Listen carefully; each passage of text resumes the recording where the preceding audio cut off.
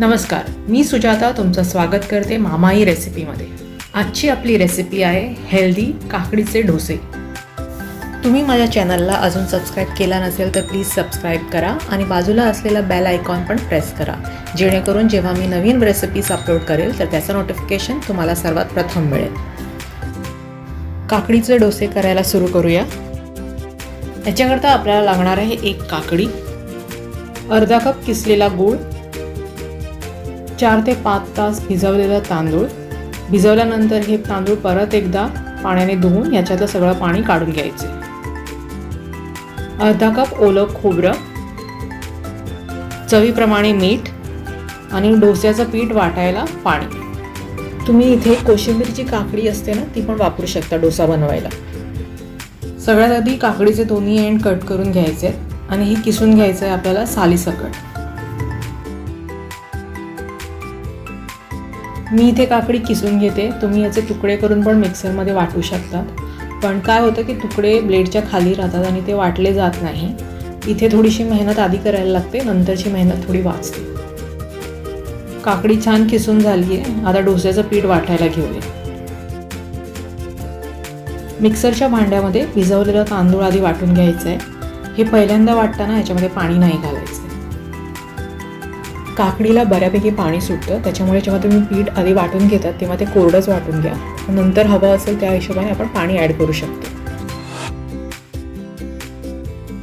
या प्रकारे समज तुम्ही फक्त तांदूळ आधी वाटून घेतला ना, तर एकदा काकडी आणि बाकीचं साहित्य घातल्यानंतर पीठ पटकन वाटलं जातं। नंतर तांदूळ वाटायला जास्त वेळ लागत नाही। आता याच्यात आपण किसलेली काकडी आहे ती घालून घेऊया।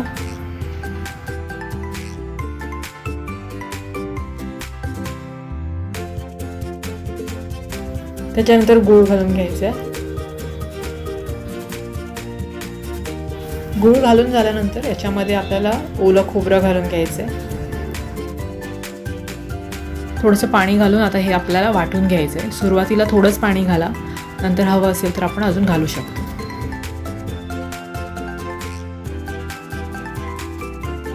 डोस्याचं पीठ वाटून झालंय, आता हे आपण दुसऱ्या भांड्यामध्ये ट्रान्सफर करून घेऊया।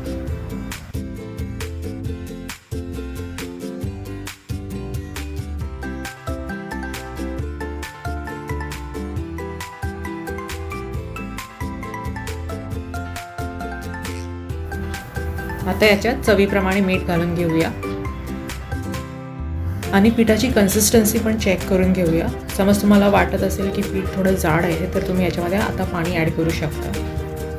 हे पटकन होणारे डोसे आहेत, म्हणजे याला फर्मेंटेशन करायची गरज नाही आहे। तुम्ही पीठ लगेच बनवून त्याचे डोसे करू शकता। मी बिडा घेतला आहे, तुम्ही फ्राईंग पॅन नॉनस्टिक पॅन वापरू शकता जे तुम्ही नॉर्मली डोस्याला वापरता। डोस्याचं पीठ स्प्रेड करायच्या आधी एकदा मिक्स करून हे छान स्प्रेड करून घ्यायचं आहे। तुम्ही बघू शकता हे फर्मेंट केलं नाही आहे तरीसुद्धा छान जाळी येते, याला बबल्स येत आहेत।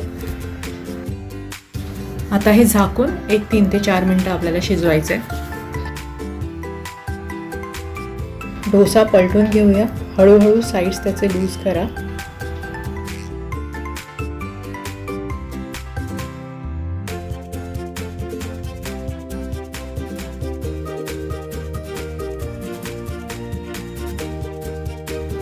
छान गोल्डन कलर आलाय आणि जाळी पण किती सुंदर आली आहे, तुम्ही बघू शकता। दुसऱ्या साईडने पण हे 1-2 मिनटं आपल्याला शिजून घ्यायचं आहे आणि मग हे काढून घ्यायचं आहे आपल्याला।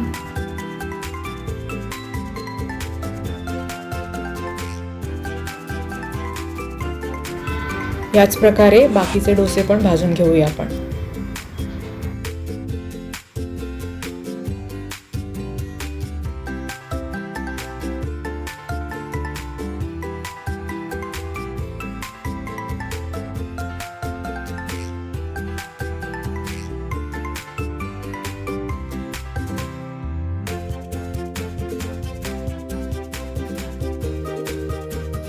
काकडीचे डोसे रेडी आहे सर्व करायला।